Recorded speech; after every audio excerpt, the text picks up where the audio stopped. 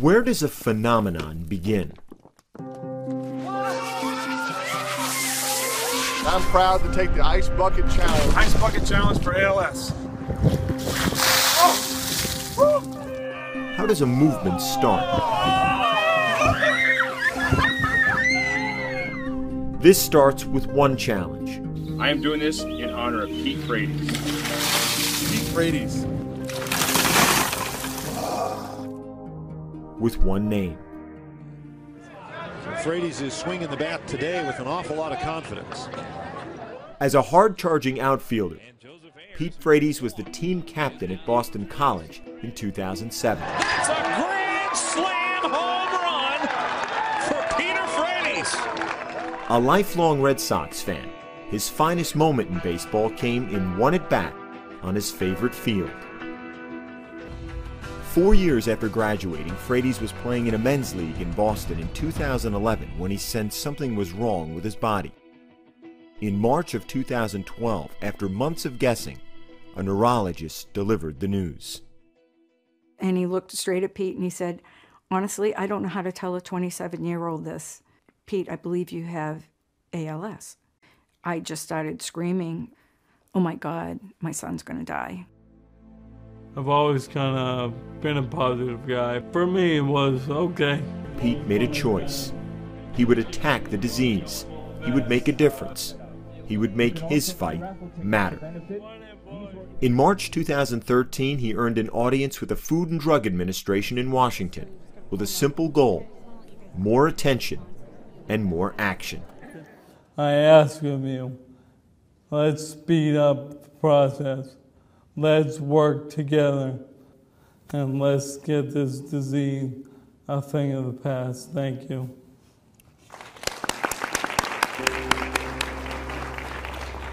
You go in, you give these impassioned speeches, people are nodding, tears are coming down their face, they get it, they come up to you afterwards, and you're wondering, okay, so what are you gonna do about it?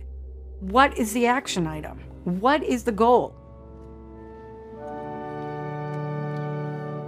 Some goals are more personal than others. On June 1st, 2013, Pete married Julie, who he'd met 8 months before he was diagnosed. Mr. and Mrs. Peter Frates.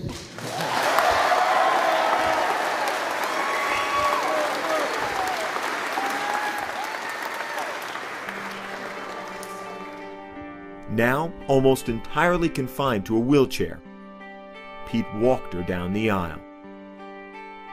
I just love him, and that's that. And Pete's always telling me it's gonna get worse before it gets better. And I'm like, haven't we had the worst yet? Like, this is it, okay, enough. Like, can it get better now?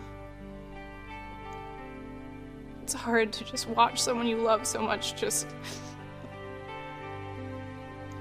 you know, their body is just failing and there's really nothing I can do about it. There's nothing the doctors can do.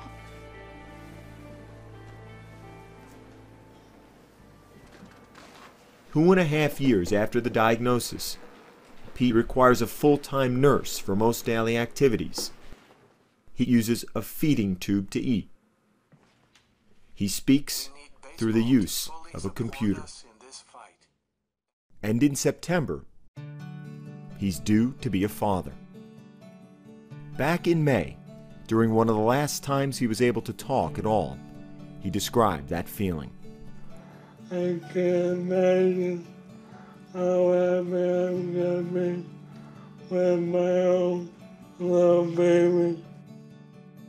So, how did one man with one fight become the center of a social movement? Last month, one of Pete's friends introduced him to the Ice Bucket Challenge, where people are asked to dump a bucket of ice water over their heads and post the moment on social media. The point? To raise awareness and funds for a given charity. Pete couldn't do it himself, but he could ask others to do it for his charity and his cause, ALS. And this is all to raise awareness for ALS and Pete Frates. Suddenly, athletes all over Boston were doing it. To support ALS and my friend Pete Frates. Then, athletes across the country. Hi, I'm Sidney Crosby, and I accept Ice Bucket Challenge in support of all those with ALS, especially Pete Frates. Then, teams. All right, JT here. Celebrities. Over the head. Families. Everybody.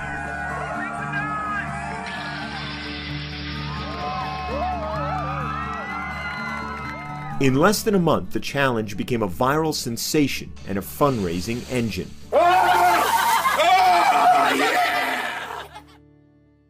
The irony is that while Pete Frates challenged so many others, he never took the challenge himself.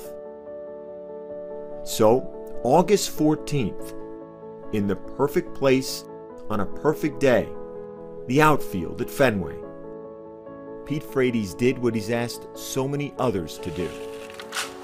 You ready for this?